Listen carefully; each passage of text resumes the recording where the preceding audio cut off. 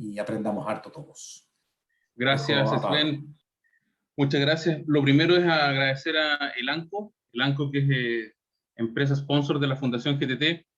Cuando empezamos a planificar este año para trabajar en conjunto, una de las actividades que identificamos podía ser de interés era desarrollar este conversatorio. No es una charla, de alguna forma, no obstante estar por una pantalla, quisimos buscar replicar un poco el espíritu GTT y darle mucho espacio e importancia a la conversación que ustedes puedan tener directamente con Darío.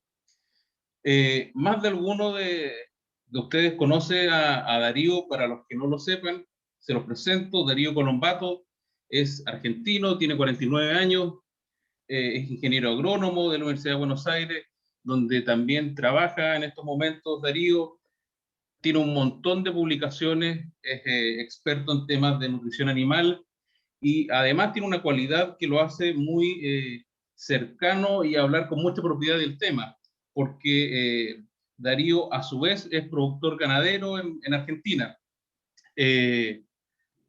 Yo no quiero hacerlos perder más tiempo en escuchar a mí el currículum de Darío. Se van a dar cuenta que es una eminencia en este tema, así que Darío, sin más y no obstante las dificultades que hemos tenido para conectarnos, vamos.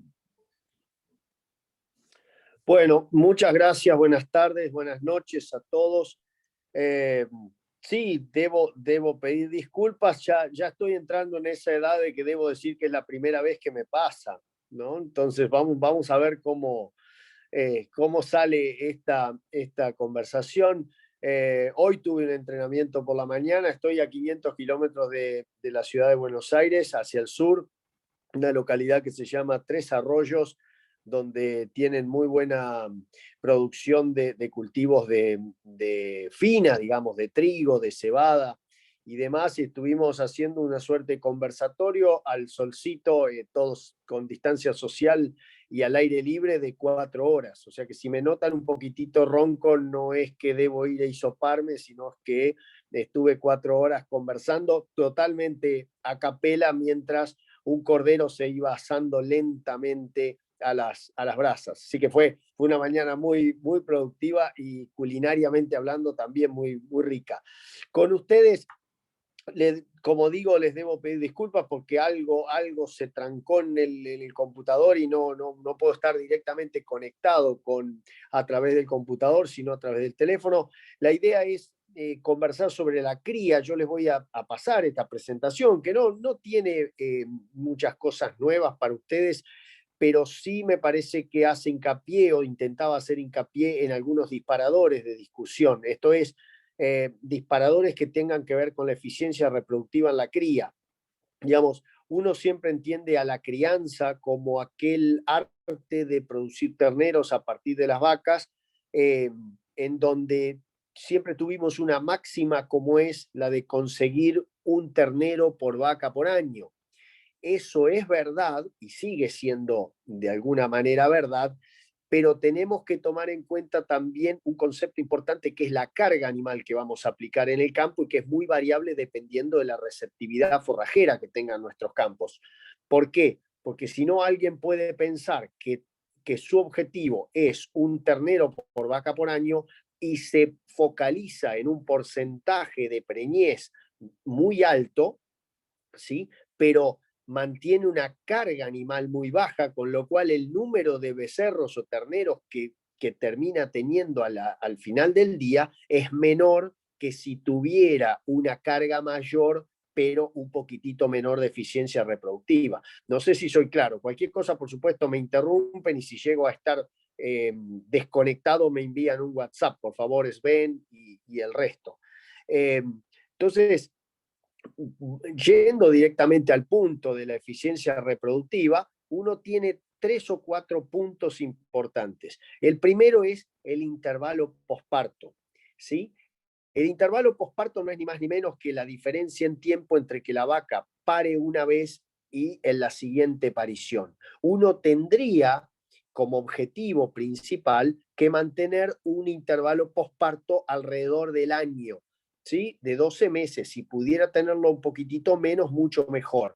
¿Por qué? Porque eso hace que yo logre o intente lograr este objetivo de llegar a una vaca, o perdón, un ternero por vaca por año. Recordemos que hay un proceso, luego que la vaca pare, hay un proceso que se llama anestro posparto, que es un periodo de tiempo en donde la vaca no presenta celo, que de alguna manera tiene todo un proceso de involución uterina, ¿sí? Acaba de tener el ternero, tiene un proceso de involución uterina y es un momento que yo lo puedo llegar a acortar, o sea, no más allá de 35/45 días. Ese es el mínimo tiempo que esa vaca necesita para realizar toda esta involución uterina. A partir de ahí, si estamos hablando 35 a 45 días posparto, la vaca es capaz de reasumir su función reproductiva, ciclando nuevamente y entonces quedando receptiva para ser encastada.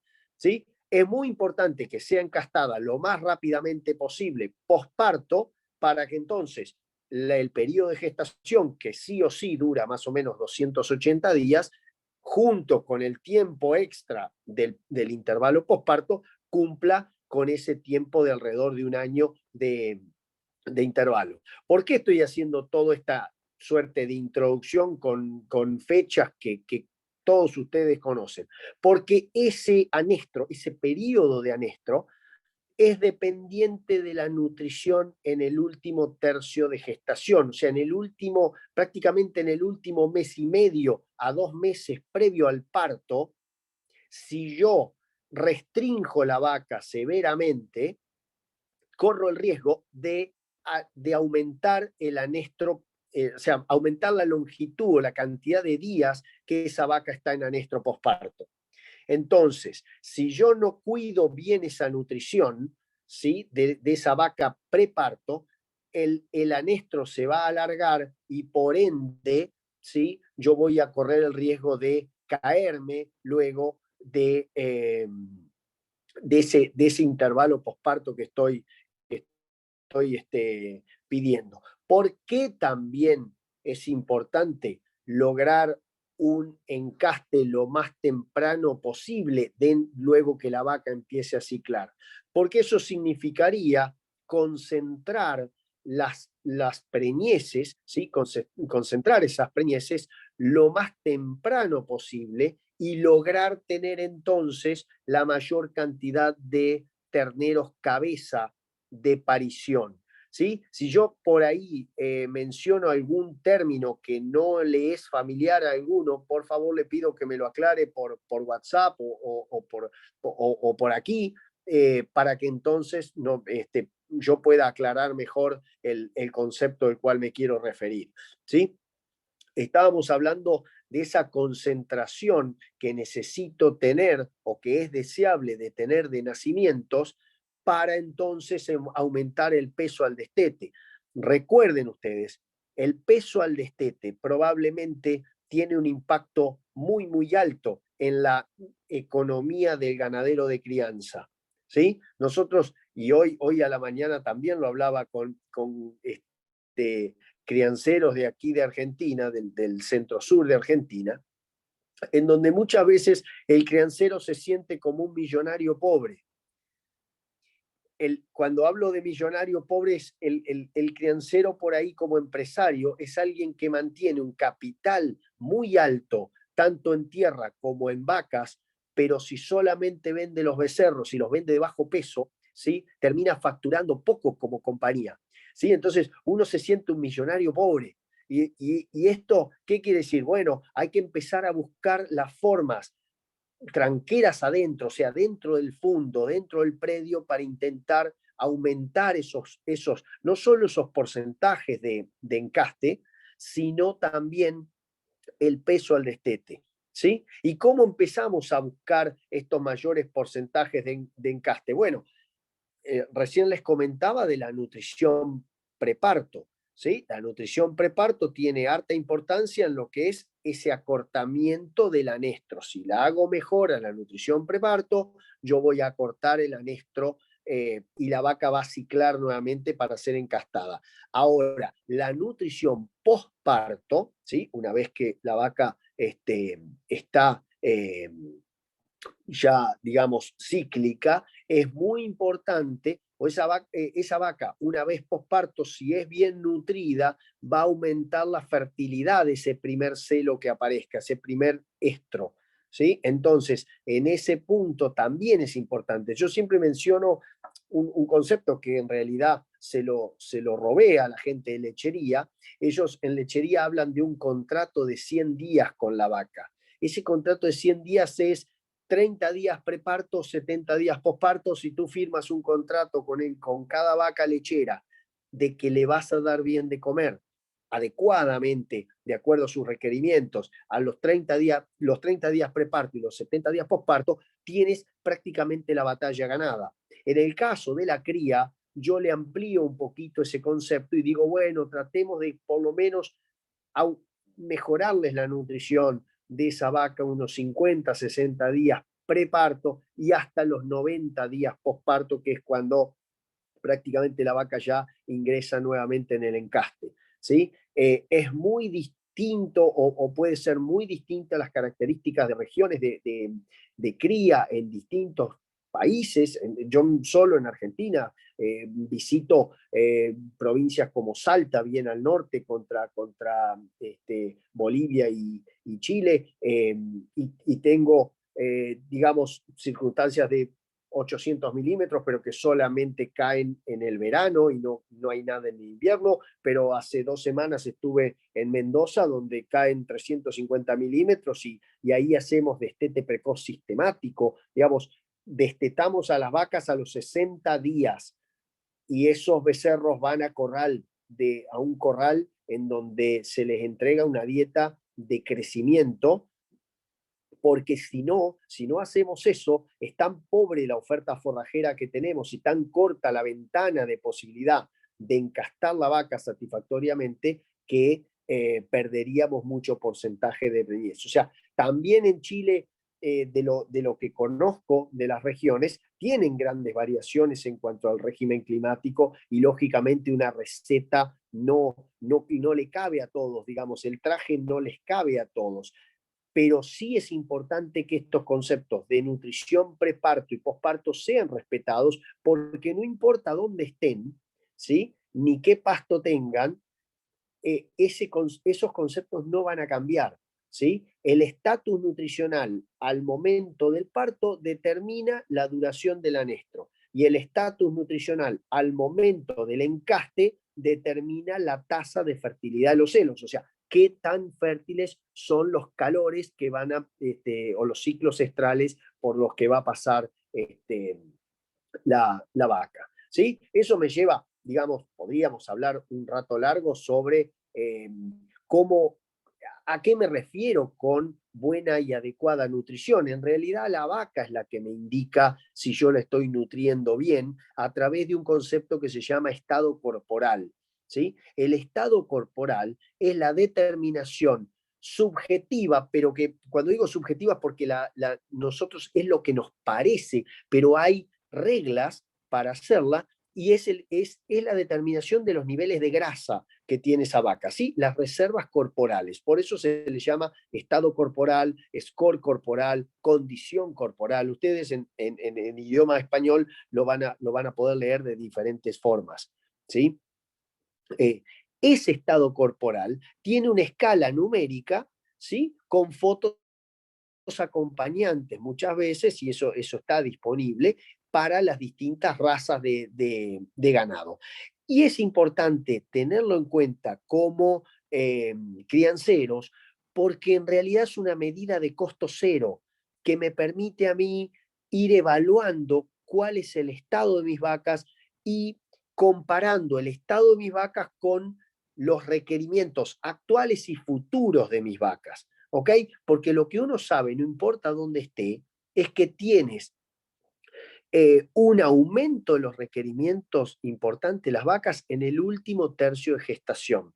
¿Sí? ¿Por qué? Porque el feto aumenta prácticamente un 70% de todo su crecimiento en el último tercio de gestación. ¿Sí? Entonces ahí ya empiezan a aumentar los requerimientos de las vacas. Luego, posterior al parto, ese requerimiento continúa aumentando porque se acaba de añadir un requerimiento extra que es la lactancia. Esa vaca no solo ahora tiene requerimiento de mantenimiento, sino que también tiene requerimientos de lactancia que son importantes, sobre todo los primeros 3 meses de crianza del ternero, ¿sí? Y además, por sobre este requerimiento de mantenimiento y lactancia, se debería quedar una suerte de saldo, ¿sí? Saldo a favor de energía para que la vaca reanude su ciclo estral. ¿Sí? Yo todavía no lo he mencionado, pero en bovinos se considera que la reproducción es una función de lujo. ¿Y por qué se dice que es una función de lujo? Porque la vaca tiene jerarquías muy, muy marcadas en cuanto a cómo utiliza los nutrientes que consume. Los primeros, digamos, de todos los nutrientes que la vaca consume, la primera jerarquía es su propio mantenimiento. Luego, su segunda jerarquía es la lactancia. Estamos hablando en este momento de una vaca que parió hace 1 mes o hace 2 meses, ¿sí? Y posteriormente, si le sobra oferta de energía, recién ahí va a utilizar esa oferta de energía para retomar el ciclo estral, ¿sí? Por eso es muy importante que la nutrición postparto sea muy buena para permitirle llegar a esa vaca a tener una oferta, ¿sí?, de energía que supla no solo el mantenimiento, sino que además supla la lactancia. En el caso que nosotros no podamos asegurar esos nutrientes, tenemos la opción, ¿sí?, tecnológica creada hace muchos años, de lo que llamamos el destete precoz, ¿sí? Remover el ternero lo más temprano posible para que entonces todo ese requerimiento de lactancia que estaba teniendo la vaca ahora pase a ser un extra para que la vaca renueve su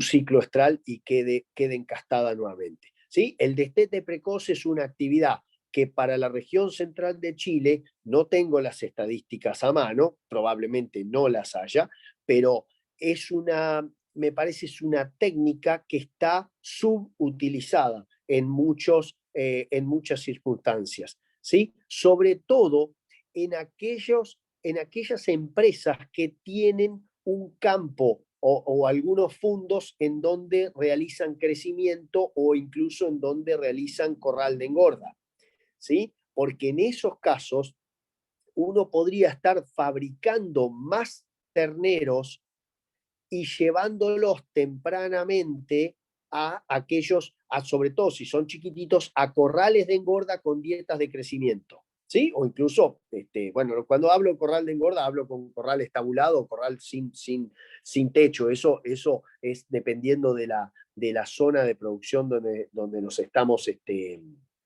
concentrando. Pero creo yo, porque también sucede en Argentina, que es una herramienta subutilizada a la hora de aumentar los porcentajes de terneros logrados. ¿Y por qué hago hincapié en que sea una empresa de alguna manera integrada con la parte de recría o con la parte de terminación? Porque si ustedes destetan un ternero muy temprano y son vendedores de terneros, exacerban de alguna manera el problema del millonario pobre, porque terminan vendiendo un ternero muy, muy chiquitito, producen muy pocos kilos por vaca, ¿sí? Y entonces no importa que yo tenga muchos terneritos, son tan livianitos que no alcanzan a cumplir la cantidad de kilos de ternero, ¿sí?, que yo necesito para vivir.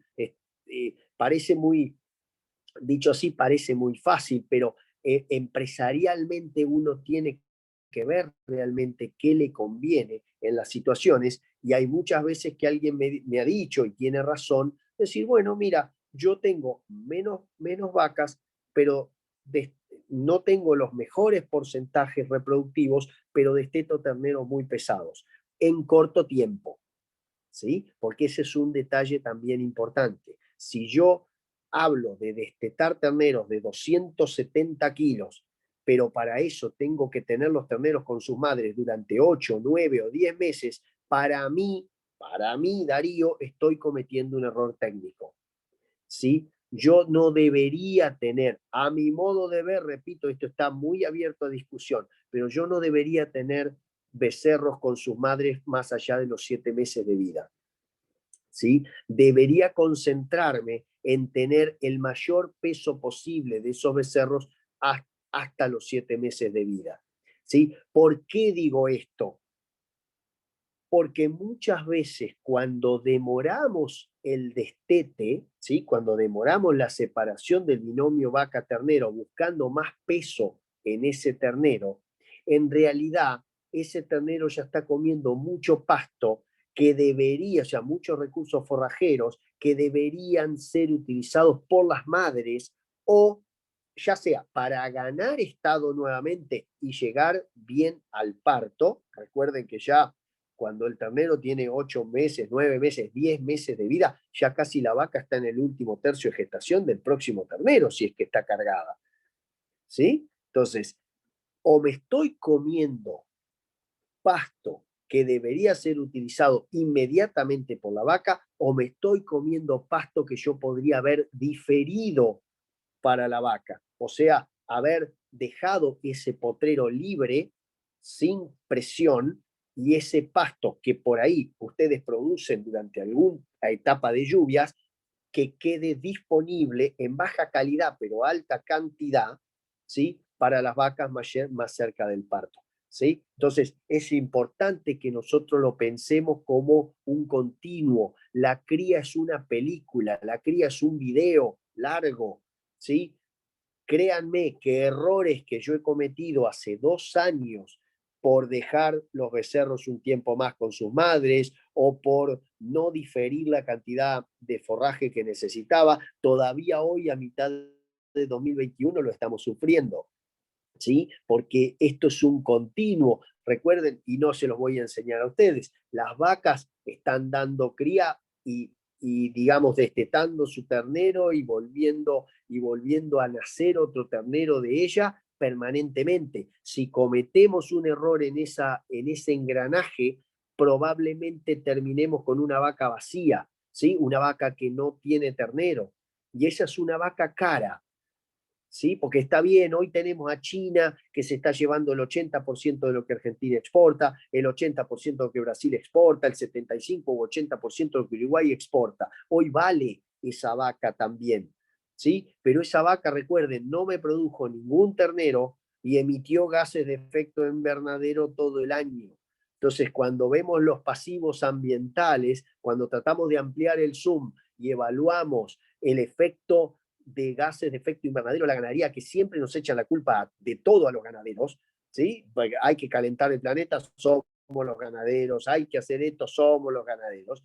En realidad, nosotros el mayor pasivo ambiental lo tenemos en la vaca improductiva, ¿sí? O sea que casi que no solo por el negocio en sí tenemos que cuidar que nuestras vacas queden preñadas y lo más temprano posible, sino que además vaca que queda vacía y que no me entrega un ternero, comió quizá 4.000 kilos de materia seca de forraje por año, algunas vacas más que eso, y no entregaron nada a cambio, y solo eructaron metano, ¿sí? Y emitieron óxido nitroso al ambiente, contribuyendo de alguna manera a nuestro mal nombre en cuanto a la ganadería. O sea, fíjense cómo uno puede ir vinculando algunos temas en donde salimos de la tranquera y, bueno, nos fuimos a la atmósfera. Volvamos, si quieren, un poquito más hacia la vida real. O sea, ¿qué pasa con la gestación? O sea, ¿qué pasa con el ternero dentro de la vaca? Típicamente, cuando yo estudié agronomía hace ya 25 años, a nosotros nos separaban las etapas de crianza, las etapas de recría y las etapas de engorda, ¿sí? En la facultad. Y nos hablaban de que la recría, el periodo de crecimiento, empezaba en el destete, ¿sí? Se dice destete, ¿no? ¿En Chile o es de mami? Es destete. Destete, sí. Entonces, perfecto, gracias, Maca. A nosotros nos enseñaron, tanto en agronomía como en veterinaria, porque ya se los he contado muchas veces, pero tanto mi papá como mi mamá son veterinarios y yo estuve conversando de destete desde que era bastante pequeñito. Y siempre hablaban de que la recría comenzaba en el destete, ¿sí? Y finalizaba cuando ese animal o era puesto en un corral de engorda o ya comenzaba su fase de engrasamiento en la pradera. ¿Qué pasa? En realidad, hoy tenemos que decir que la recría comienza en el feto, ¿sí? Comienza cuando el ternero aún no nació. ¿Y por qué? Y esto les prometo, les voy a mandar la diapositiva porque muchas veces se entiende mejor con la imagen que con las palabras. Pero, ¿por qué decimos que la recría, o por qué digo yo que la recría comienza en el feto? Porque hay un montón de procesos, ¿sí? que de alguna manera son comunes entre el ternerito que se está gestando y un humano que se está gestando en la panza de la mamá, en donde hay desarrollos de tanto fibras musculares como depósitos grasos que ocurren solamente en la etapa de gestación.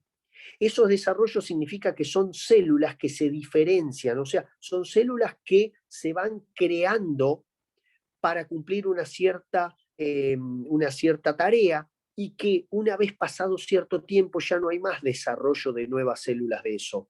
Ya solamente puede haber crecimiento de las células que se lograron. ¿Sí? Entonces, para ponerlo en contexto o ir directamente, si quieren, al grano, durante los 3/3 de gestación hay episodios muy importantes que van a afectar la vida de ese ternero. Ejemplo clásico, segundo tercio de gestación, esto es del mes 4 al mes 6. Durante ese momento se desarrollan todas las fibras musculares que va a tener el becerro. ¿Sí? Se desarrolla el número potencial, o sea, el máximo de fibras musculares. Si yo tengo una vaca malnutrida, y cuando digo malnutrida, para ponerles alguna analogía campera, bueno, ¿vieron cuando ustedes ven el lomo de esa vaca que tiene como una pequeña, empieza a formarse como una aleta de tiburón arriba? Cuando ustedes, si quisieran jugar al cowboy, no irían y montarían esa vaca. Bueno, esa vaca está muy mal nutrida y está potencialmente afectando la cantidad de fibras musculares totales que va a tener el animalito que está gestando. ¿Sí? Ese ternero, cuando nace, si su mamá sufrió una penuria nutricional muy importante en el segundo tercio de gestación, ese ternero puede tener muchas menos fibras musculares potenciales para crecer. Entonces, podemos llegar a tener un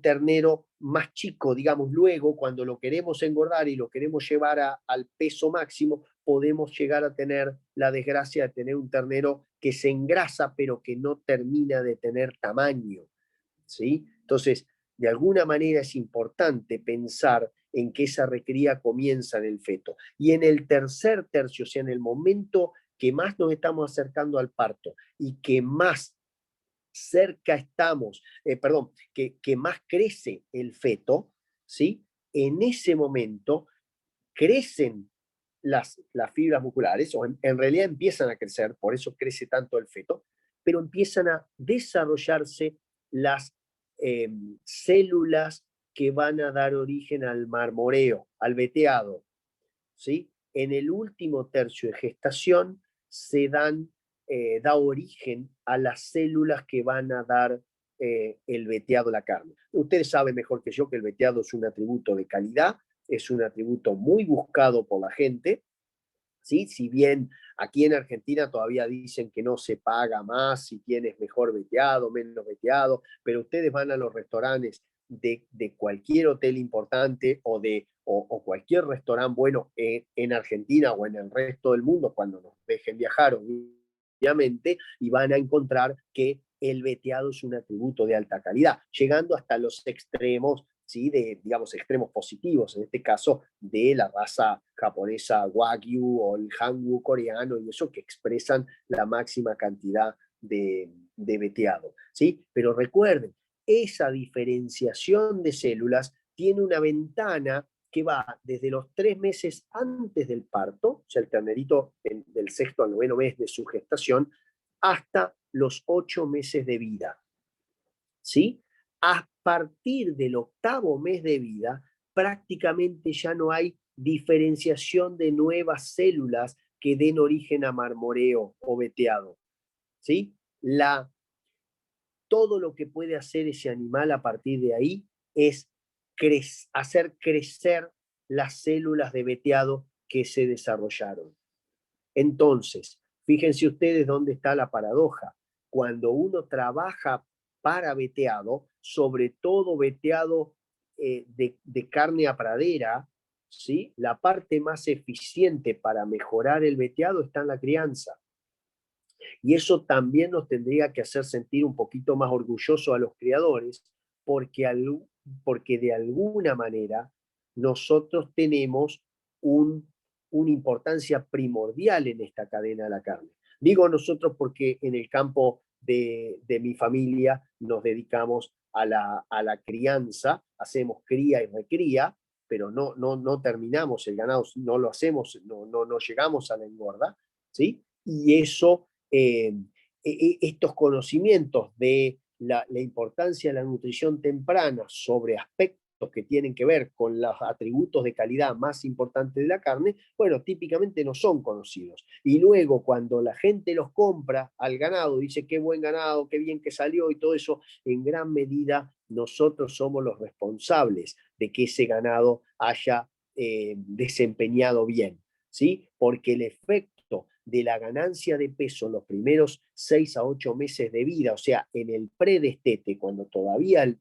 ternero está al pie de la madre, es fundamental para asegurar una buena recría, ¿sí? Y posteriormente para asegurar buena performance en la engorda, buen desempeño en el corral o en la pradera, ¿sí? Uno muchas veces pierde de vista esto, compra, aquellos que sean engorderos, compran de cualquier origen, cosa que muchas veces es la obligación, está bien, o sea, no tienen otra oportunidad, pero al comprar de cualquier origen y no medir muchas veces lo que está pasando, corremos el riesgo de trabajar por sensaciones y sin un dato objetivo que nos permita definir, bueno, mira, yo le compré al Pepe de allí o al Toto de allá y tengo diferencias en el desempeño de un hato o un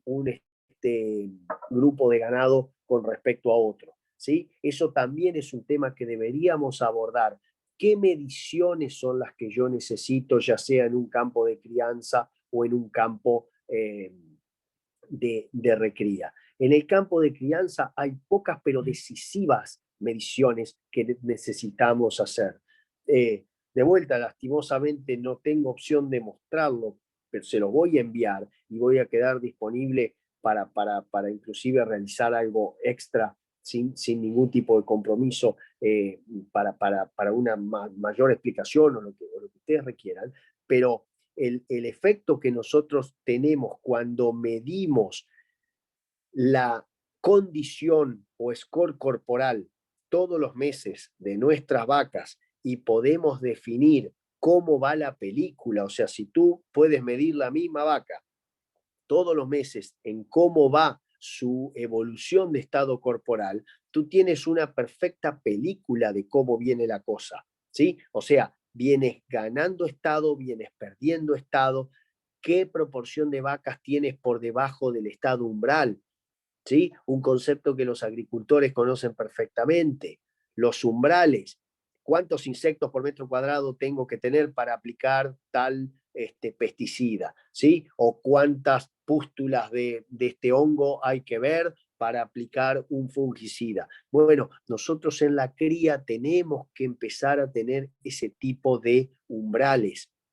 Es muy importante el estado corporal. Luego, es de primordial importancia tener un veterinario que nos ayude digamos, profesionalmente con la palpación rectal, ¿sí? Esa información que nos da la palpación rectal aproximadamente entre 45 y 60 días después de retirados los toros o sea, que haya finalizado el encaste, es de primordial importancia. ¿Sí? En Argentina el 80% de los productores no lo hacen, el 20% que está asociado al 20% más eficiente, si se quiere, desde el punto de vista productivo, sí lo hace. ¿Sí? O sea que no somos un ejemplo de nada en ese sentido. Pero ¿qué importancia tiene esa palpación rectal para determinar el grado de éxito en la preñez? Es primordial, porque en una sola pasada el veterinario me puede indicar, primero, si esa vaca, correctamente identificada además, está o no cargada, ¿sí? Está o no preñada. Y además, qué tan viejo es el ternero que tiene, o sea, qué tan temprano o qué tan tarde se preñó. Porque eso también es una enorme información del pasado, o sea, para saber como una suerte de realizar un análisis forense de lo que nos pudo haber pasado en la estación de encaste anterior, pero sobre todo para el futuro. Imagínense que en algunos campos de aquí de Argentina, esa información me está llegando en estos días, quizás algunos rodeos grandes, digamos 2.000 vacas, algunos un poquito más, otros 1.000 vacas, y me van dando la información grupo por grupo de cuántas se preñaron en el primer mes, cuántas en el segundo, cuántas en el tercero, ¿sí? En los lugares que tenemos 3 meses de encaste. Vamos tratando de llevar el encaste a 2 meses, de ser posible, en total, ¿sí? Para concentrar más los nacimientos. Esa información que a mí me llega por parte del profesional veterinario es fundamental, porque con eso, para el futuro, yo luego realizo una evaluación de cuántos animales van a nacer temprano, cuántos animales más tardíos y qué grado de necesidades nutricionales le voy a tener que cubrir a los vientres. Recién recuerden que hace unos minutos yo les comentaba que la nutrición preparto es fundamental, ese mes a mes y medio previo al parto es fundamental para reanudar el estro, ¿sí? Bien rápido. Bueno, pero no es lo mismo si la vaca para en julio que si la vaca para en septiembre. Entonces yo tengo que ir preparando mis recursos forrajeros para tratar de darle lo mejor de acuerdo al grupo de vacas que tenemos, ¿sí? O sea, si son de parición temprana o son de parición tardía. Luego, cuando empieza la estación de pariciones, las recorridas del empleado, digamos, o del dueño del campo, si del ganadero, las recorridas tienen que ser muy frecuentes para intentar llevar un registro de los nacimientos. Idealmente, tendríamos que tener un total de nacimientos por semana, ¿sí? Para ir generando una curva de nacimientos que entonces cuando pasan los primeros 45 días de nacimientos, yo a partir de ahí ya podría separar las vacas que parieron los primeros 45 días de las otras. O por lo menos podría tener una idea de cuántas vacas no han parido. ¿Por qué es eso también importante? Porque esas vacas pueden o parir tarde o directamente no parir. Y eso me estaría indicando o una disidencia entre el dato de preñez por palpación rectal y el dato de nacimientos, claramente, o alguna merma por cuestiones sanitarias, abortos, ¿sí? O por algún otro problema que puede ocurrir, diarreas neonatales cuando recién nacen los terneros, que solemos tener algunos problemas, ¿sí? Entonces, son herramientas de alta importancia a la hora de tratar de eficientizar y de que por cada 100 vacas nosotros intentemos tener la mayor cantidad de terneros posibles, ¿sí? Son pautas que hasta ahora, salvo por supuesto los honorarios del veterinario, son pautas que no cuestan demasiado y que tienen un retorno de la inversión, ¿sí? Muy importante. Y todavía no empezamos a hablar, que yo no quiero tampoco excederme en la mera, digamos, charla mía, sino que me gustaría abrir el juego a la conversación, pero todavía, por ejemplo, no empezamos a hablar de las deficiencias minerales que uno nota y encuentra en los rodeos de cría de un montón de lugares de Latinoamérica. ¿Sí? Por mi trabajo y por mi suerte, he trabajado mucho desde el norte de México, desde prácticamente la frontera de México con Estados Unidos, hasta la provincia de Chubut en Argentina, ¿sí? Y en Chile he estado más abajo prácticamente que Chubut. Entonces, de alguna manera uno realiza un cálculo colectivo o una evaluación colectiva de los rodeos de cría de nuestros países y tenemos deficiencias minerales muy serias. En algunos casos, ¿sí?, solucionables con inyectables, como el caso del cobre, ¿sí?, como el caso del zinc, como el caso del selenio, que son minerales que suelen estar dependiendo de varios factores, la calidad del agua, el tipo de suelo, o sea, suelen ser deficitarios en los aptos de cría y son solucionables muchas veces con aplicaciones inyectables. Pero hay otros como el calcio, como el sodio, ¿sí?, o como el magnesio, que son solamente, digamos, suplibles o los puedo cubrir por vía oral, ¿sí? El magnesio principalmente, y ahí. Hola, ¿estamos bien? ¿Se te escucha bien? ¿Se escucha bien? Perfecto, gracias. Gracias, no, porque justo estaba viendo una cámara y se apagó esa cámara y dije, chuta, me parece que acá quedé hablándole a la nada misma. No, venía diciendo del magnesio, ¿sí? El magnesio es un mineral fundamental en el metabolismo de la vaca y nosotros en Argentina tenemos severos problemas de hipomagnesemia, o sea, muerte de vacas alrededor del parto, posterior al parto, ¿sí?, unos días antes, unos días después del parto, severos problemas de hipomagnesemia, tal es así que en la región pampeana, o sea, nuestra región más rica en cuanto a producción ganadera, es la principal causa de muerte en vacas adultas, la hipomagnesemia. Entonces, tenemos que atender, como es un mineral que se tiene que dar en forma oral y permanente, tenemos que buscar las formas de entregar esos minerales, ¿sí? Buscar las formas de entregarlo vía bateas, ¿sí? Cuando digo bateas, son pequeños comederos posicionados cerca de lugares donde las vacas tienden a socializar, típicamente las fuentes de agua, típicamente los que nosotros en Argentina llamamos dormideros, que son lugares en donde la vaca se reúne ya para pasar la noche, ¿sí? Es muy importante que pensemos en las deficiencias minerales de nuestros rodeos, porque hay muchas veces que uno les da la cantidad de pasto suficiente, pero esa cantidad de pasto suficiente no es a su vez suficiente para tener preñeces altas o para prevenir problemas de hipomagnesemia. Hay un caso, digamos, quizá me dirán, no, pero nosotros por nuestra zona no tenemos esto. Bueno, pero por ejemplo, aprovecho por si hay alguien de la región sur, la vallica es un pasto muy predisponente a la hipomagnesemia, ¿sí?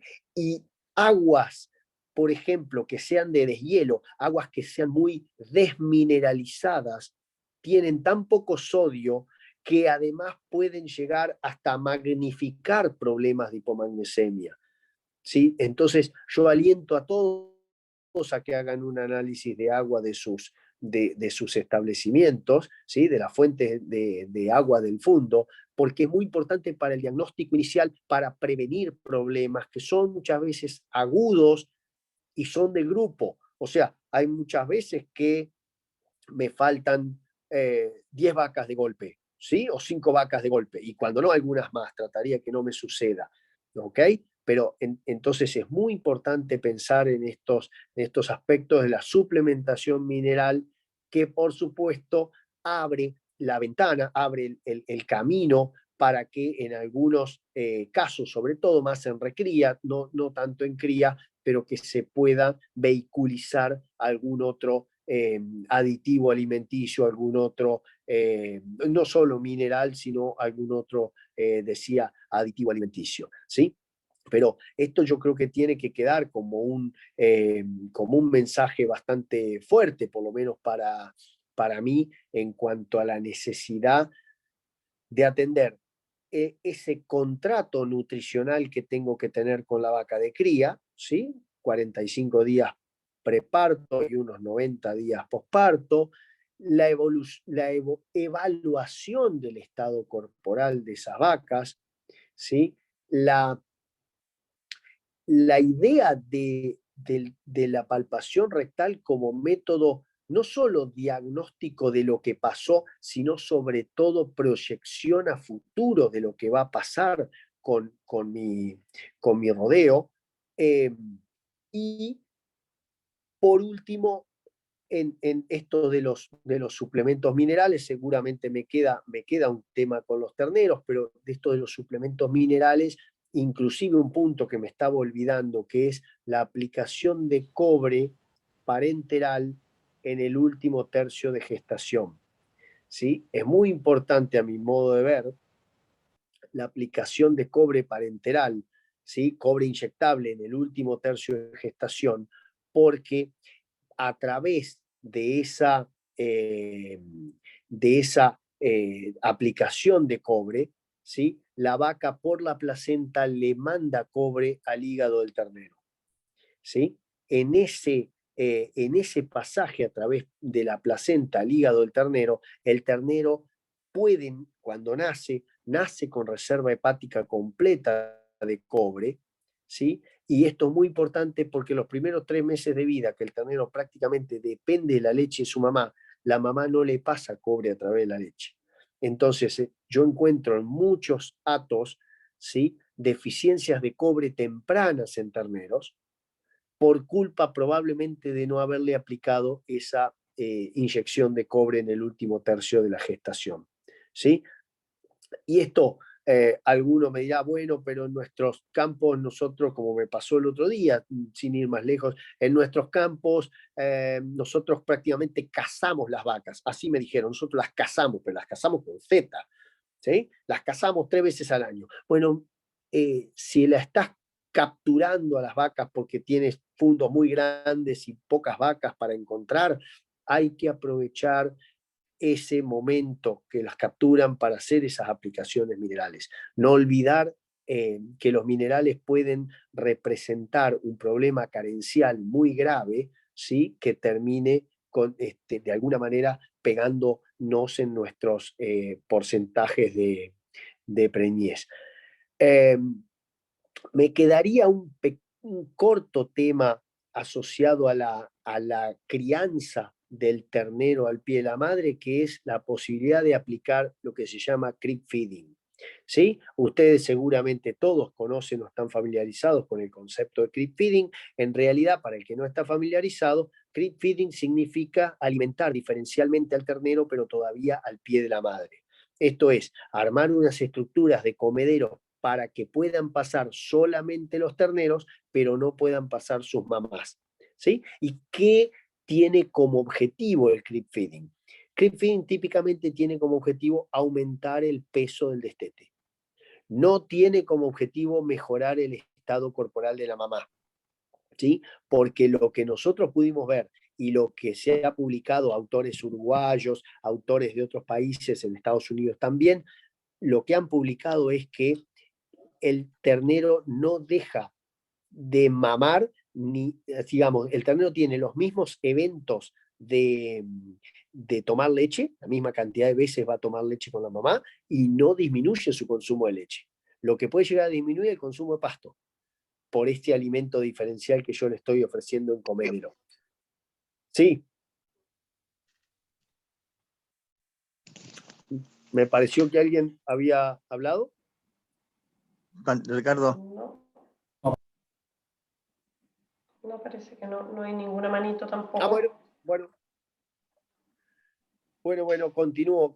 El punto al que quería llegar en este caso es ese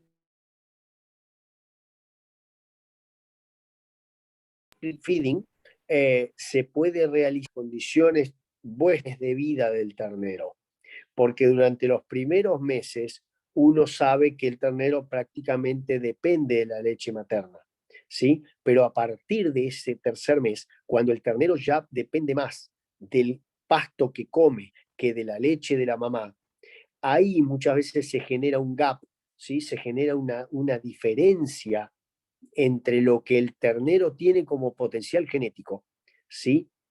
y lo que la vaca y lo que el pasto que tenemos, ¿sí?, se le otorga.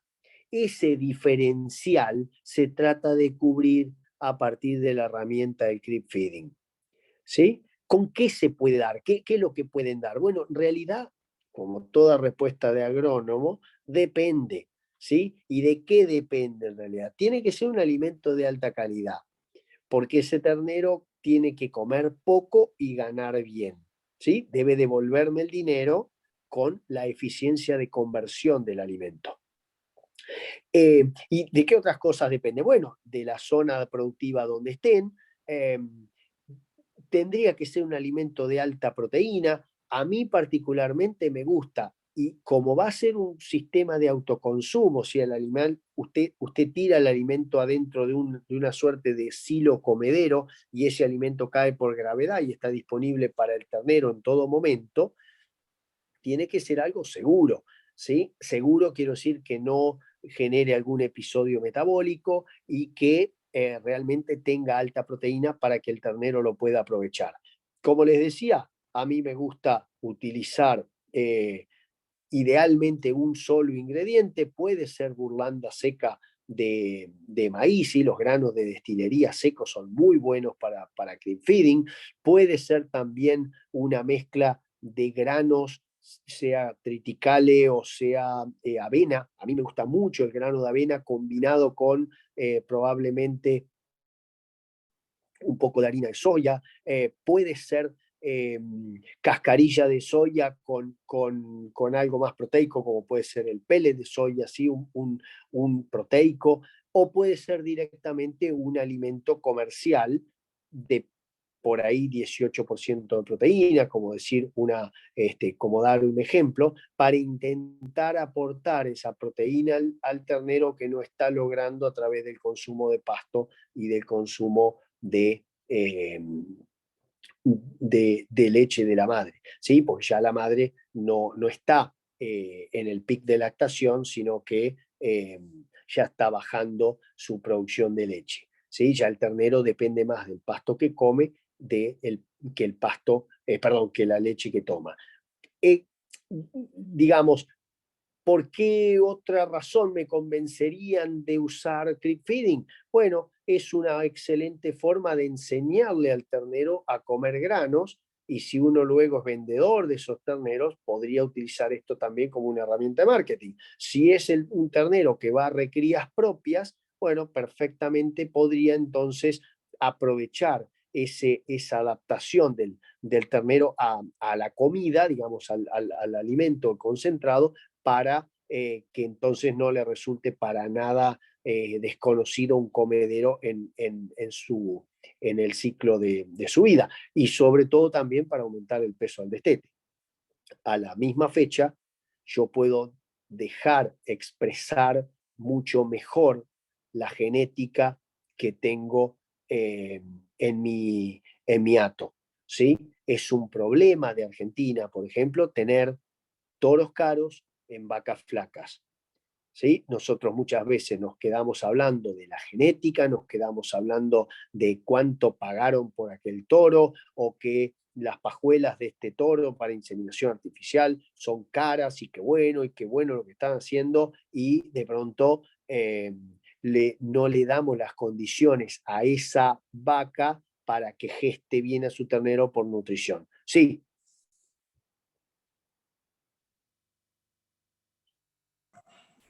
Andrés, si querés puedes mutear tu micrófono y hacer la consulta. Oye, no lo veo, no sé qué pasó con Darío. ¿Está ahí? Sí, perfecto. Sí. Oye, que la zona que estamos nosotros es muy deficiente en selenio. Es un problema el selenio. Entonces, esa es una pregunta. ¿Qué hacemos para compensar esa falta de selenio? Porque los suelos definitivamente no tienen selenio. Y lo otro, ¿qué opinas tú de los bloques de sales minerales? Que es una forma de aportar minerales. Eso. Pero sobre todo el tema del selenio. Sí, perfecto. Perfecto, don Andrés.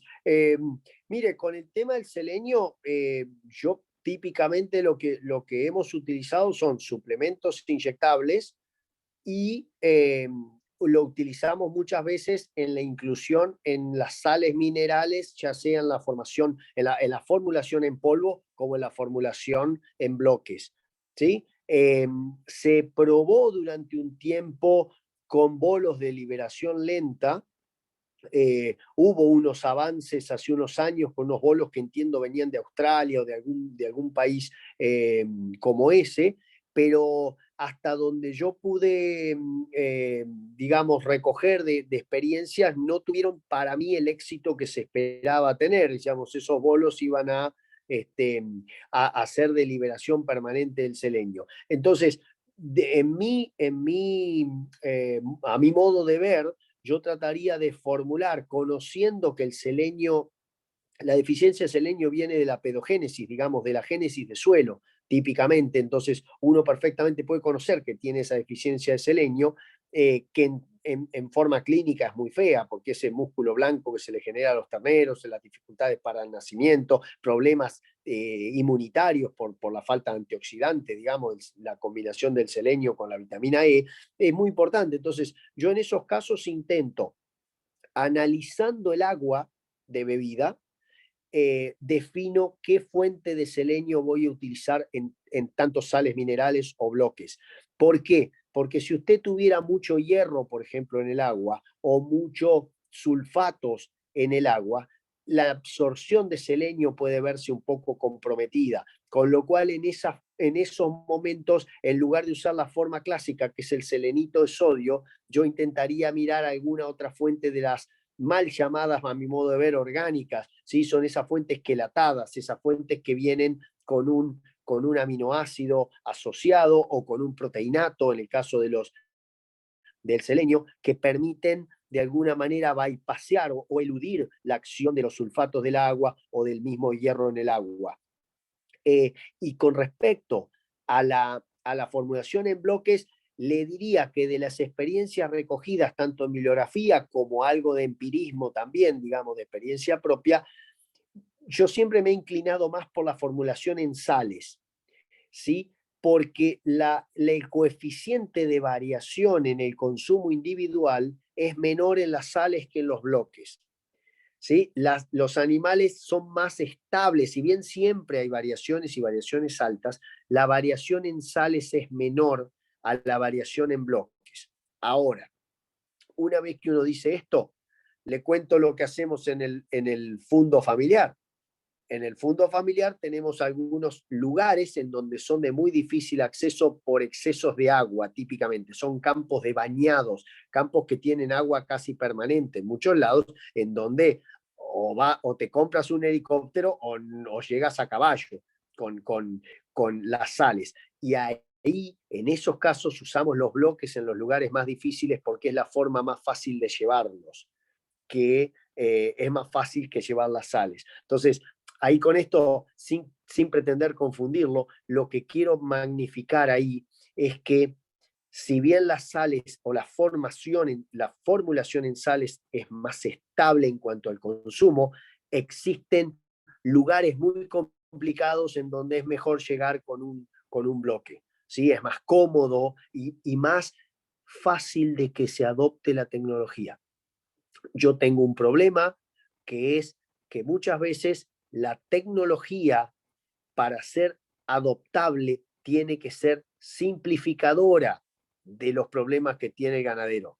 Ya suficiente problema tiene el ganadero con el clima, con el gobierno, bueno, ahora con la pandemia, con lo que sea, como para que yo le diga, ¿sí? Le voy a cargar más tintas a su empleado y vamos a tener que ahora hacer tal cosa para allá que está lejísimo y demás, y no llegamos. Entonces, miremos cada situación en particular, pero le diría que la formulación en sales anda mejor que la de bloques, pero cuando el campo es muy extremo en cuanto a sus posibilidades de acceso, los bloques terminan siendo una muy buena alternativa también.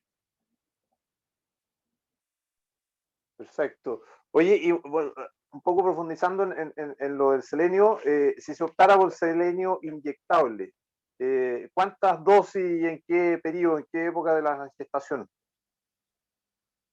Mire, yo en esto no soy veterinario, entonces muchas veces en la parte de dosis de productos veterinarios trato de ser muy respetuoso de los primos, ¿no? Y de mi papá y de mi mamá, profundamente también.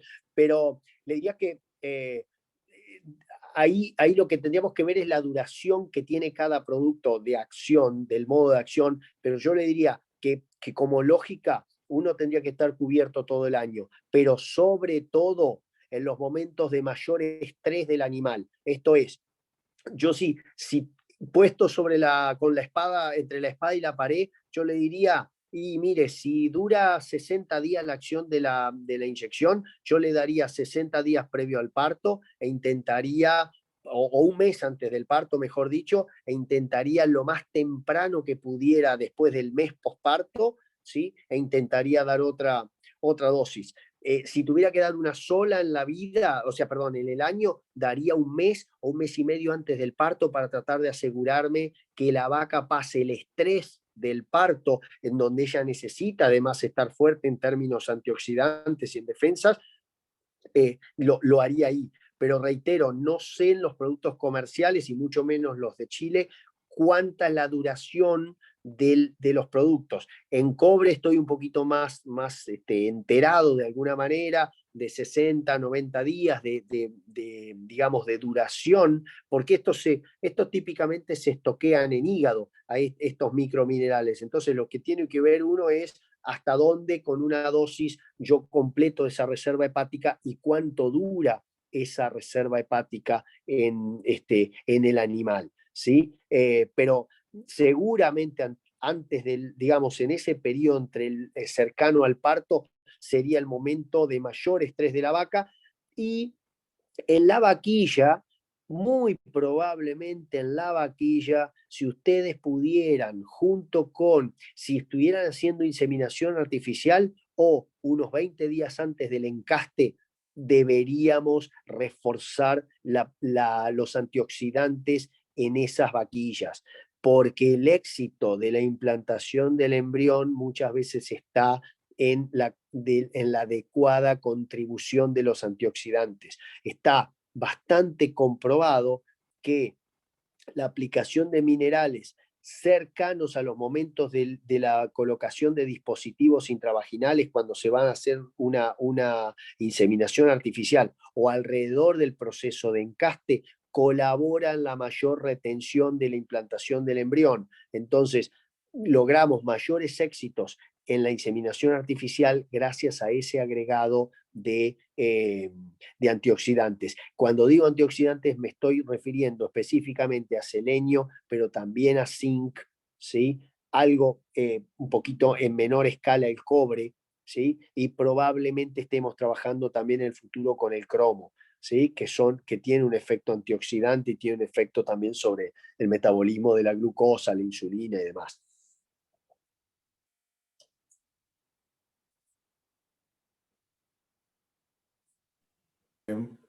Muchas gracias. Voy a leer un par de preguntas que están llegando en el chat.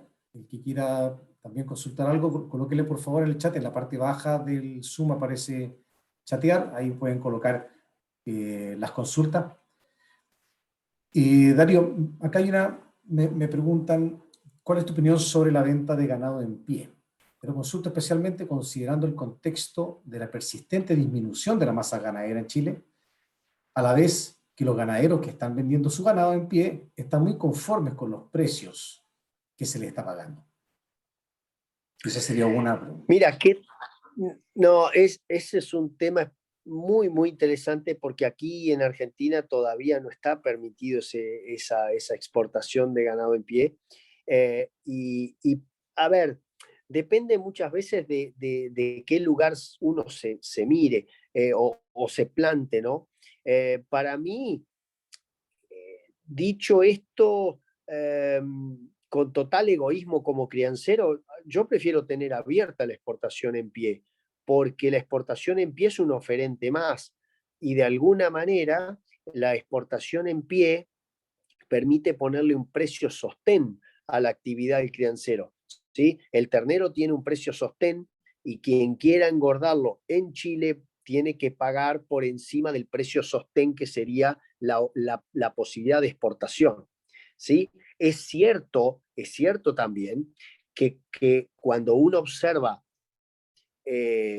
atos en disminución, o sea, rodeos generales o stocks de ganado en disminución, muchas veces, y ni hablar en Argentina, los gobernantes podrían sentirse tentados a tener acciones un poco demagógicas, como decir, bueno, prohibamos la exportación de algo para que entonces aumentemos nuestro stock. Pero ¿qué es lo que podría pasar si hoy hay liquidación y yo prohíbo la exportación? En realidad, lo más probable que ocurra es que no haya incentivos para producir más. ¿Sí? El incentivo para producir más tiene que venir por el lado de los precios de toda la cadena.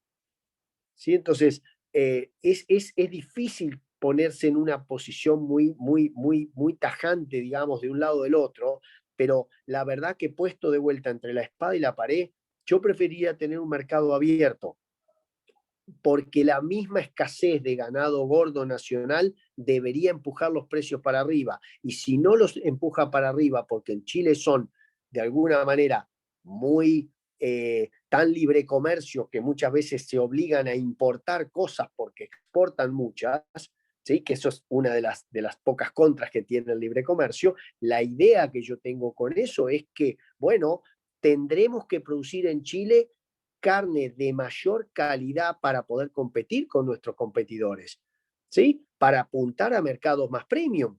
O sea, por ahí parece muy facilista mi solución o mágica, y pido disculpas si suena así, pero en realidad digo, a ver, ¿quién está invadiendo con precios más bajos? Paraguay. Bueno, fantástico. ¿Y cómo es la carne de Paraguay que llega a Chile? No hago juicio de valor sobre toda la carne de Paraguay. Bueno, es de relativo menor calidad que mi mercado interno. ¿Sí? Que lo que yo hago en mercado nacional. Bueno, fantástico. Vamos a producir mejor que ellos y vamos a tratar de mostrar que vale unos pesos más, pero porque es mucho mejor.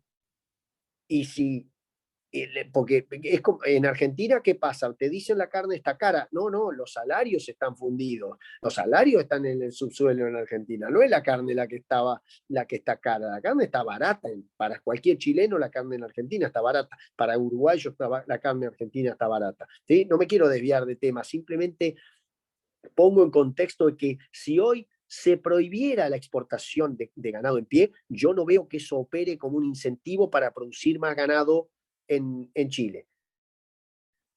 Porque está bien, me pueden decir, bueno, sí, pero entonces los engorderos tendrían mayor poder de compra. Sí, pero los crianceros perderíamos.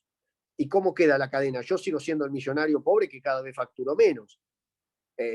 Si yo tengo buenos precios como criancero, yo tengo que ser el que tengo más interés en mejorar la cría, que es esta conversa que estamos teniendo, y producir más terneros. Y solo la producción de mayor ternero va a dar lugar para que lo engorden los turcos o los chinos o lo engordemos nosotros en Chile.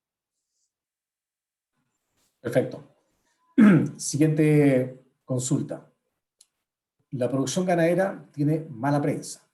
Los jóvenes están dejando de consumir proteína animal por temas de bienestar animal y otras personas están disminuyendo su ingesta de proteína animal, para disminuir así la emisión de gases de efecto invernadero, que era lo que tú habías comentado un poco al comienzo, especialmente el metano.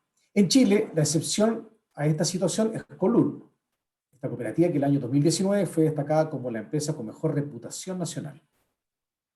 Aquí hay una pregunta. En Argentina, ¿están haciendo algo para comunicar de mejor manera la producción ganadera? ¿Qué están haciendo ustedes ahí? La respuesta rápida es sí, Sven. A través del Instituto de Promoción de Carne Vacuna Argentina se están generando informes. Primero se realizó, y tengo la información muy fresca porque el viernes pasado coordiné una charla donde nos habló el gerente de producción interna del Instituto de Promoción de Carne Vacuna Argentina, que viene a ser el MLA de Australia, pero en español y en Argentina, ¿no? O sea, un poquito, o el INAC de Uruguay. Y la realidad es que primero se realizaron encuestas para cuantificar cómo era, de acuerdo a los rangos etarios y el rango socioeconómico, estrato socioeconómico, cómo eran estas sensaciones con respecto a la gente que iba a dejar de comer carne, ¿sí? Y la sensación que queda con datos, no sensación subjetiva, es que aquellos que pretenden dejar de comer carne por cuestiones medioambientales o cuestiones de sufrimiento animal, típicamente pertenecen a estratos socioeconómicos con necesidades básicas satisfechas, ¿sí? Que tienen un cierto tiempo y ya pueden pensar en estas otras cosas.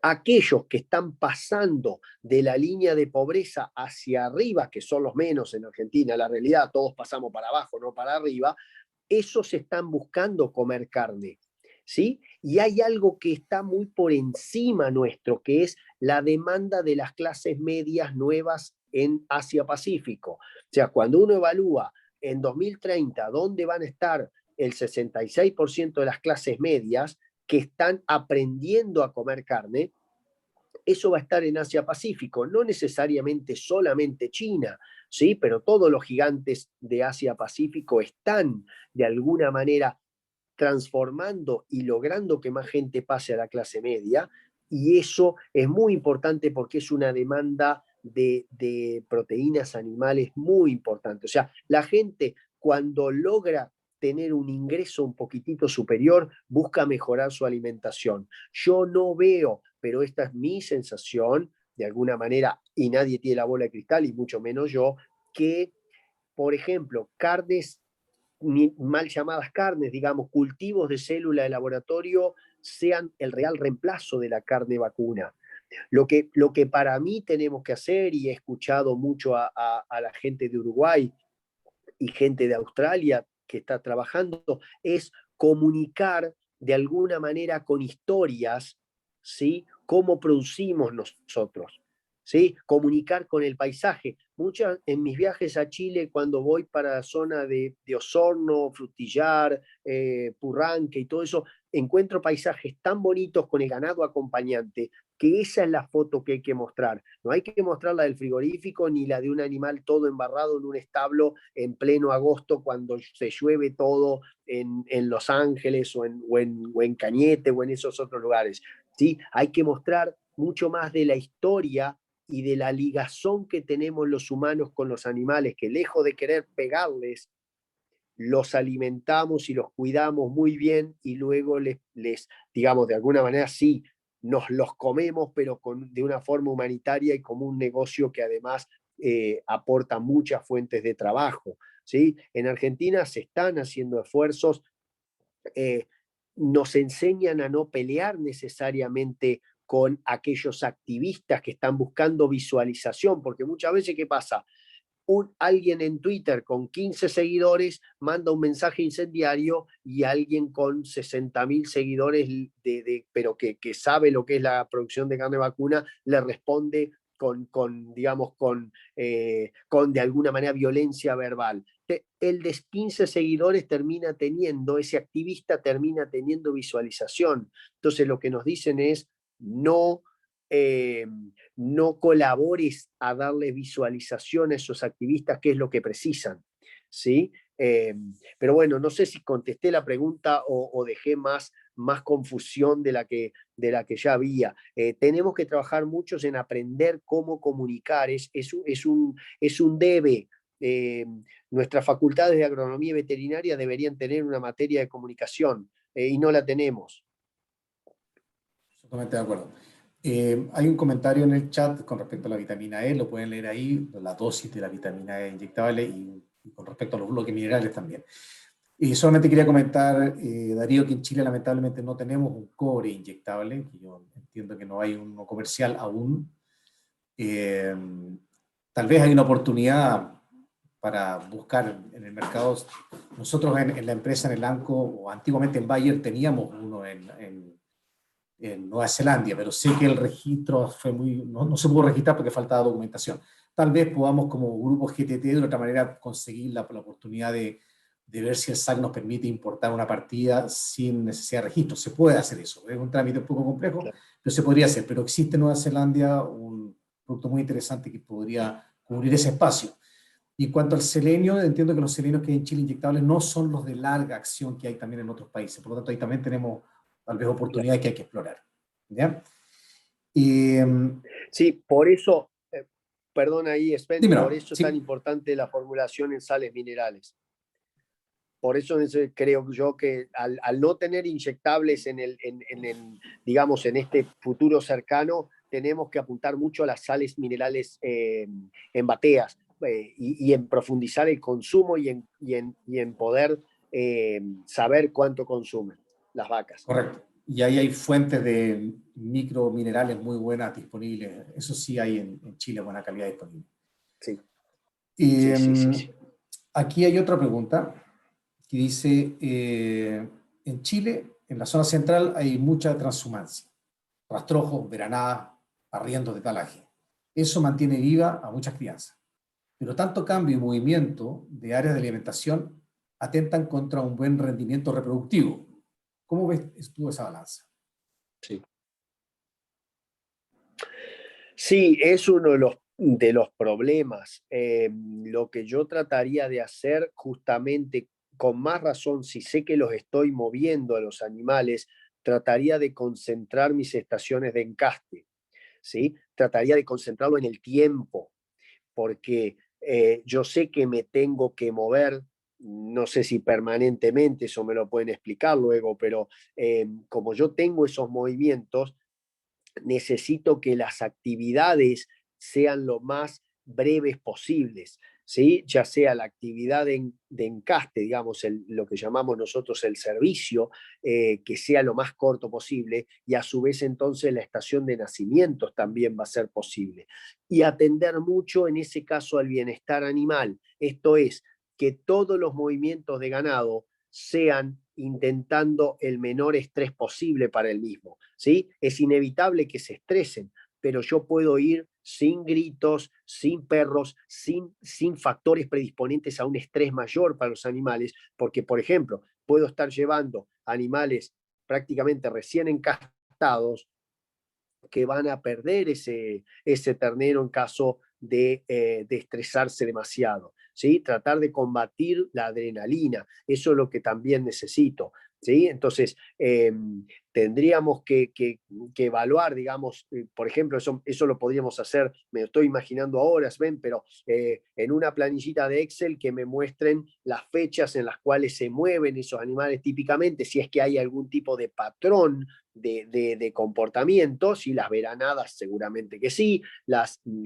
esos movimientos, y entonces en ese momento decir, bueno, a ver, mira, hoy, ¿cuánto tiempo tiene el encaste y en qué momento y sobre qué recurso, y tratar de ver si concentrando esos momentos uno puede evitar tener las mermas en lo que es eficiencia reproductiva y luego en lo que es pérdida de becerros, porque hay mucho también, sobre todo en la vaquilla, que pare por primera vez, hay mucha inexperiencia y menor aptitud materna. Entonces también muchas veces en esos movimientos se pierden mayor cantidad de terneros que son de vaquilla. Lo abandona la madre, ¿sí? Y ese ternero ya está condenado de alguna manera, que si no lo quitamos de la madre y le damos mejor alimentación, ese ternero puede llegar a tener claramente muy pocas chances de llegar a ser un buen novillo, que es al final lo que yo quiero lograr con ese ternero. No solo que no se muera, por supuesto, sino que además me entregue luego la posibilidad de un novillo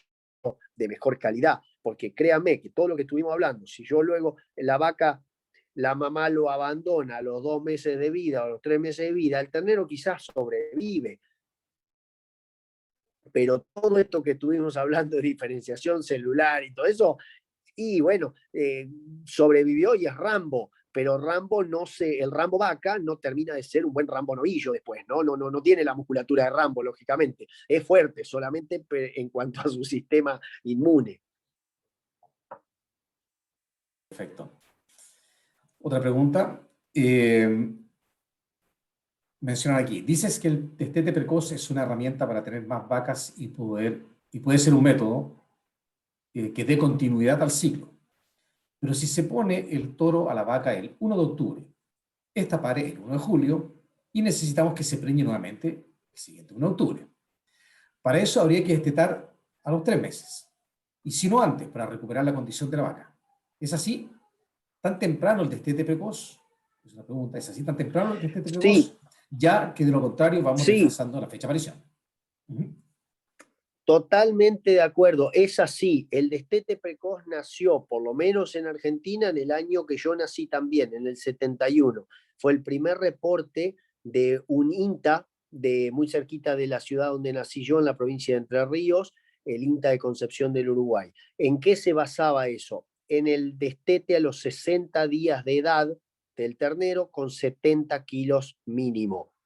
¿Sí? ¿Y cómo era en aquel momento? Se le daba 10 días de un balanceado comercial, ¿sí?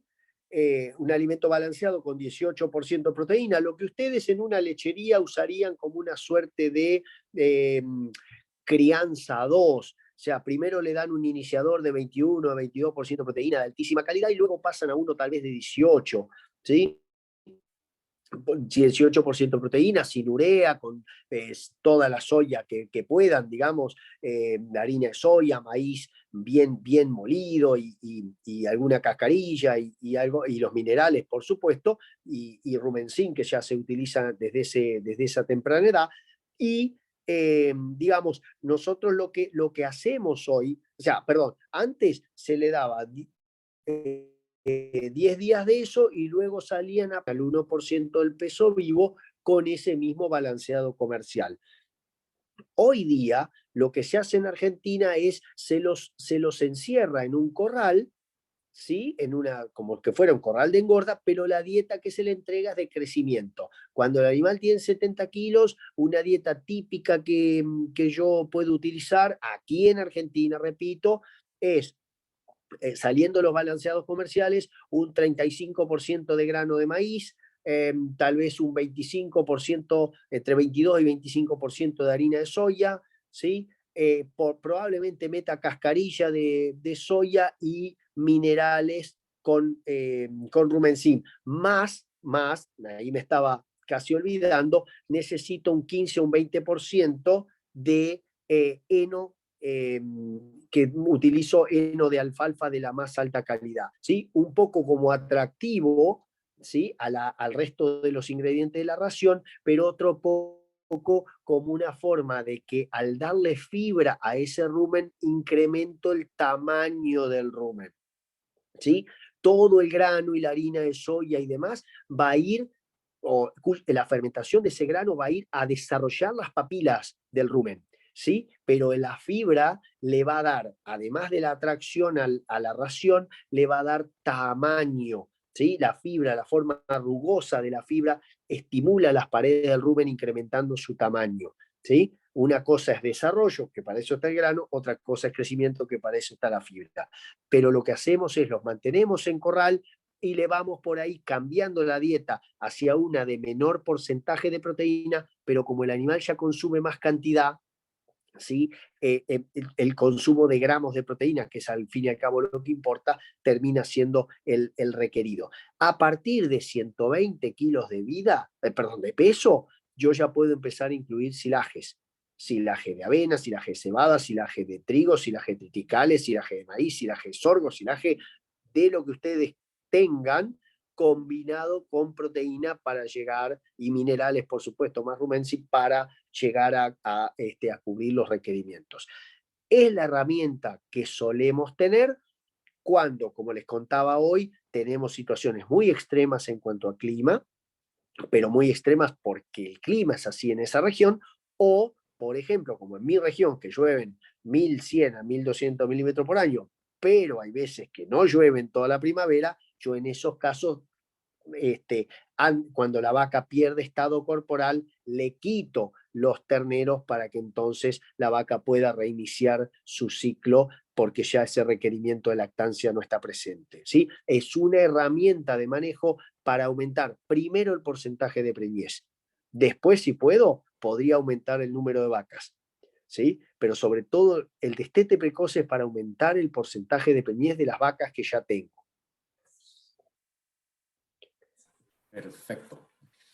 No veo más preguntas en el chat, pero voy a aprovechar de que estabas tocando este tema, Darío, solamente mencionar que nuestros colegas de Biosur, que también es una empresa asociada a GTT, los que apoyan a GTT, sacó una línea de crianza engorda y también un núcleo que contiene rumencino, un núcleo proteico, justamente pensando en toda esta etapa que le hemos estado discutiendo. Pablo tiene todos los antecedentes, yo imagino que él después se lo irá a hacer llegar a toda la gente de GTT por intermedio de un correo electrónico, la información que ellos acaban de sacar, y en la cual entiendo que tú, Darío, incluso diste algunas recomendaciones para la gente de Biosur para la formulación. Por lo tanto, aprovecho a hacer ese pequeño paréntesis comercial al respecto.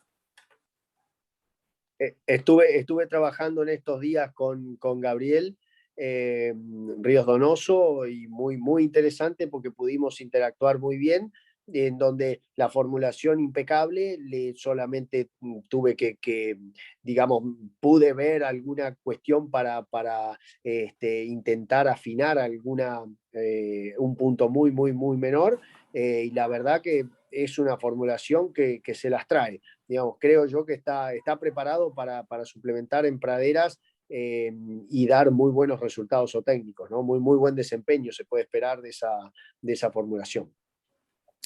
Perfecto. Dejo abiertos los micrófonos si alguien quisiera opinar algo y no quiera escribir o no se maneje con escribir en estos chats. Creo que le podemos dar oportunidad para que abran el micrófono y quieran hacer alguna pregunta directa a Darío o quieran hacer algún comentario para esta tarde, para así poder cerrar también la presentación. Tal vez, Pablo, tú quieras comentar algo también, pero insisto, dado que no veo preguntas en el chat, están los micrófonos abiertos para el que quiera decir algo, si es que quiere. Y de lo contrario, daríamos por cerrado el Sven, principalmente agradecer a Darío, a ustedes, a Elanco como empresa sponsor de la Fundación GTT. Por interno, algunos ganaderos de la región de la Araucanía, sobre todo, me dijeron que esperan pronto poder invitar a Darío a alguna de sus actividades porque reconocen que sus dotes y su verso como buen argentino se disfrutan más alrededor de un asado y en presencia. Así que date, Darío, por invitado cuando se pueda venir a acompañar a esos pobres ganaderos de la región de la Araucanía que te están esperando. Ahí son parte de tu fan club.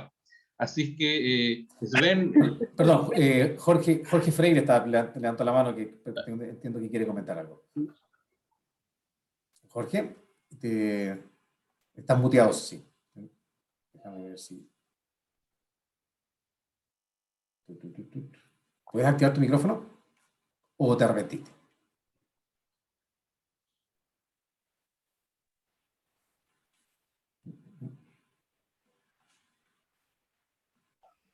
¿Me escucha o no? Ahí sí. Sí, no, es lo que había. Sí. Hola, ¿cómo está, profesor? No, había escrito en el chat, pero parece que no se alcanza, por alguna razón no se ve la pregunta. Mira, nosotros somos de la zona central de acá de Santiago, en la zona metropolitana, que vendemos gran parte de lo que dan las praderas de la costa, digamos, que son pobres, de muy baja productividad de materia seca. Y aquí, bueno, a diferencia de Argentina, todavía podemos consumir algo de guano de pollo, que es un suplemento, digamos, muy importante para nosotros. De otra manera, no podríamos tener casi ganadería en esta zona. Pero, como esta cosa es bastante intensiva y el tema de la fertilidad interesa tener ternero acá, obviamente el negocio está ahí, encastamos, el caso nuestro, todos los años las hembras de 14 meses, muy chicas, que se incentiva obviamente el peso a corral, y logramos preñeces muy buenas, del 97-98% con inseminación. Perfecto. Y con repase con toro, y se preñan, te digo, prácticamente todas. Paren bien, tenemos buena sobrevida de ternero, al destete, muy bien, pero el problema viene con la preñez, la segundo parto. Segundo parto, estas guachas que están criando, y obviamente tienen que encastarse en 3 meses, entre septiembre y noviembre, y la preñez en ese segundo parto es muy mala. Tradicionalmente es mala, o sea, no pasa allá el 70, 72, como muy buena para un año bueno. Y obviamente es la hembra de mejor calidad genética, porque es la que se le ha metido más plata en inseminación, la mejora, digamos, y es la que más descarte tiene, obviamente, porque la vaquilla que no se preña, o la vaca que no se preña, se va a venta a matadero. Entonces, yo no sé si tiene alguna recomendación porque es muy difícil esperar esa ternera otro año para encastarla. O sea, hay una urgencia en sacar ternero. Entonces, no sé si hay alguna recomendación nutricional o de manejo práctico que podría darnos, por favor. Muchas gracias. Sí, mira Jorge, es un excelente punto. Y yo coincido también digamos, agrego a lo que tú decías, que ese animal, al haber sido recriado a corral, tiene un costo superior a que si hubiera sido criado en pastizales o en vallicas. Entonces, con más razón, la vaca esa no debería ser rechazada porque todavía no se pagó, o sea, no se ha amortizado ese bien de capital. Lo que yo te sugiero, en este caso, es hablar con el profesional veterinario para realizar lo que se llama un tacto de anestro. Esto es una palpación de esas vaquillas, palpación rectal, inmediatamente antes de que entren los toros al segundo encaste. ¿Sí? Si tú haces una palpación, no es para detectar preñez o que esté vacía, sino es para detectar la ciclicidad de esos animales. ¿Sí? También se las podría ecografiar, pero lo que se hace en ese tacto de anestro es separar el grupo de las cíclicas de las de anestro superficial o las de anestro profundo. Las cíclicas, o sea, las que ya están cíclicas con ternero al pie, pueden ir a encaste normalmente porque son parte de ese 70% que se va a preñar. Las que están en anestro superficial, una alternativa es colocarle esos destetadores, esas latas que ustedes ven o plásticos que se les ponen en el morro al ternero para evitar que mamen, y entonces al evitar el efecto de tomar leche de los terneros, la vaca que está en anestro superficial reanuda el estro, ¿sí? Y puede llegar a preñarse. Y aquellas que estén en anestro profundo, que van a ser las menos, pero que son parte de ese 30% que les está quedando vacía, a esas se les debería realizar destete precoz. ¿Sí? Claro. Entonces, esa es una alternativa que a mí me parece muy válida y que a nosotros en campos con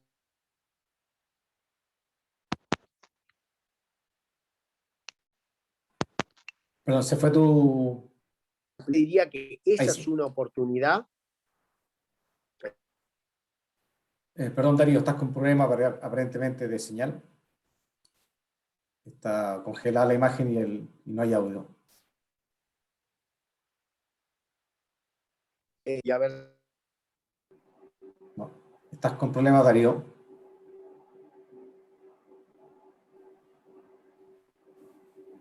Veamos si recupera internet.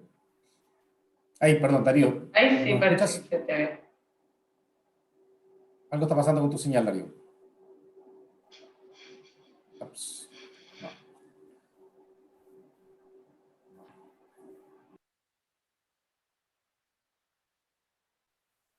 No, estamos con problemas con Darío. Y se fue. Bueno, no, ahí está muchas gracias. Ahí está todavía, ahí está, pero... Estás con muteado, Darío.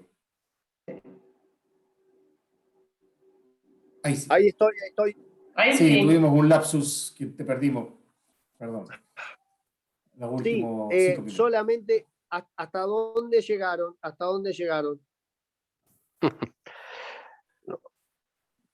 A ver, estábamos hablando de las vaquillas, ¿no es cierto? De la palpación, de aquellas... de separarla. De separarla, ¿no es cierto? Aquellas que... Sí. Sí. Bien, y me imagino un destete precoz también recomendarás para todo ese lote, ¿no?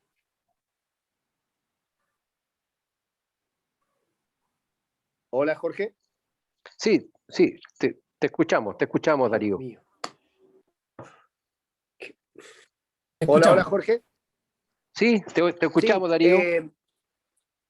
No sé si llegaron hasta, digamos, yo decía, realizar un tacto previo al encaste, unos días antes del encaste. Entonces, ahí vamos a determinar las vaquillas que están cíclicas, esas no se les realiza acción y ya se las encasta. Las vaquillas que presentan anestro superficial, a esas se les puede colocar o se las desteta o se les puede colocar un destetador por 15 días a los becerros, entonces ese efecto hace que la vaca reanude el estro, y las que están en estro profundo, esas se destetan precoz, ¿sí? Correcto. Yo les diría que esa es la herramienta de manejo que mejores resultados les va a dar, casi con seguridad. Podríamos tener 90% de preñez en esa categoría, y sobre todo preñez temprana. Perfecto, gracias Darío. Eso es, hacemos destete precoz, en fin, pero igual es el lote, lamentablemente, el lote que más descarte hay, ¿eh? el que peor preñez tiene, porque las encastamos chicas, son tempranas, muy tempranas, y están un poco infladas, ¿me entiendes? Hay un tema, al meter a corral, el peso es un poquito artificial, y todas ciclan, entonces se preñan todas, pero viene después la lactancia, el puerperio, corto, todo el problema. O sea, no pretendemos tener la preñez de una vaca de tercer, cuarto parto, obviamente no se puede. Probablemente. Pero sí, tetando precoz camina, anda mejor la cosa. Es un problema nutricional, es un problema de desarrollo y nutricional, claramente. De desgaste del animal. Claro. No, perfecto. A ver, tendríamos que evaluar entonces primero también las dietas que se dan en el corral de recría para llegar a los 14 meses. Y luego quizás también tendríamos que ver la posibilidad de, en ese tacto de anestro que digo, o evaluar suplementación con ácidos grasos poliinsaturados, que es algo bastante nuevo, pero que yo creo que tiene mucho futuro, tratar de reiniciar mucho más la actividad de las vacas, o aún trabajar con hormonas. Yo no sé qué tan fácil es utilizar tratamientos hormonales para sincronizar esas vacas, porque aquí se está utilizando, yo creo que conozco el nombre comercial, pero no la droga, porque no soy veterinario, pero hay un producto que se llama Novormón aquí que se está utilizando.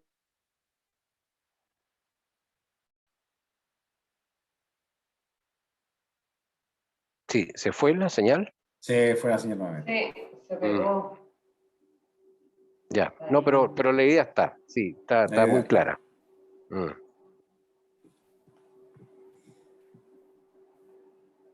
Ok, tal vez alguien quiera aprovechar de comentar algo más,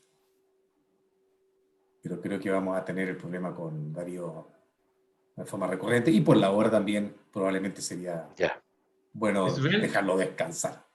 Sven, quizás dos cosas como para ir cerrando. Una, comentarles a todos los ganaderos que han participado en esta charla que la vamos a disponibilizar en el canal de YouTube de la Fundación de GTT.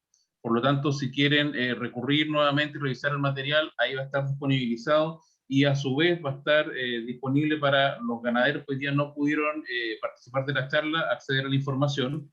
Y lo otro, acceder mediante sus coordinadores a que nos hagan llegar alguna otra duda que puedan tener con Darío, y nosotros podérselas canalizar.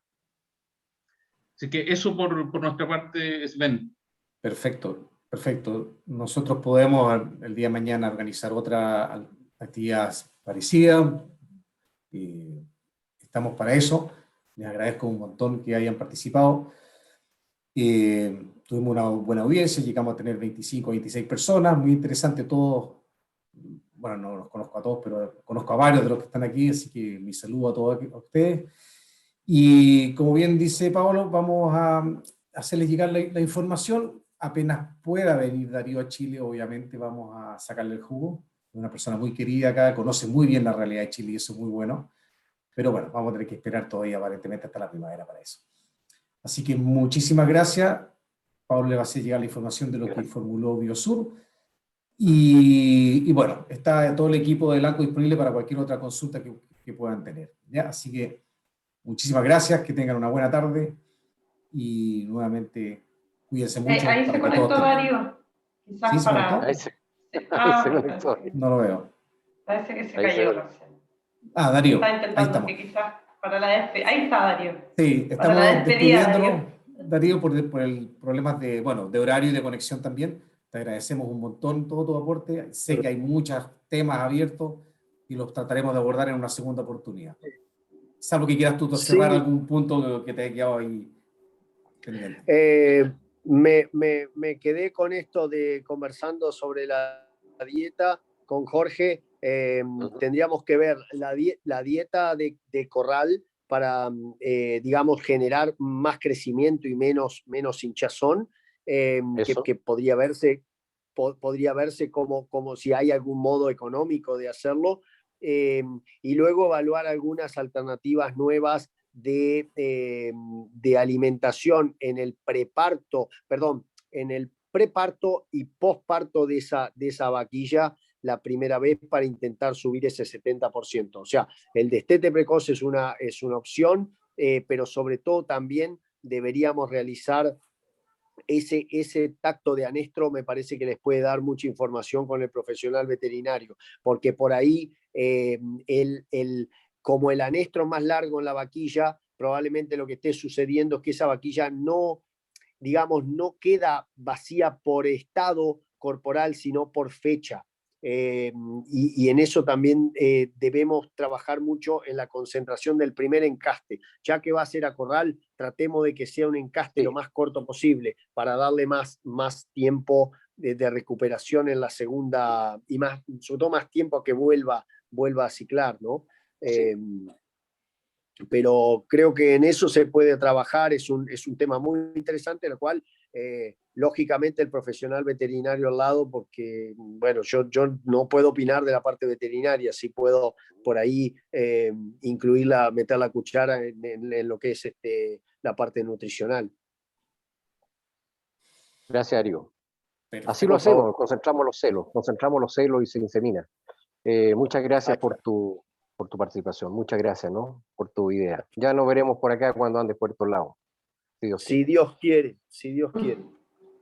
Darío, solamente para terminar, aquí en el chat hay varias personas que te mandan muchos saludos y agradecen la jornada. Andrés Bravo, Gustavo Martínez, Miguel Burgos, Eduardo Pará, Raúl Mosó, todos ellos colocaron en el chat un agradecimiento y están, por lo que veo, satisfechos con lo que escucharon hoy día. ¿Ya? Así que nuevamente muchas gracias a ustedes, que descansen, cuídense mucho para que estemos todos sanitos para la próxima jornada. ¿Ya? Sí. Gracias. Que estén muy bien. Bueno. Muchas gracias. Cuídense, muchas gracias. Que estén muy bien. Chao. Que estén muy bien. Adiós. Chao, Darío, gracias.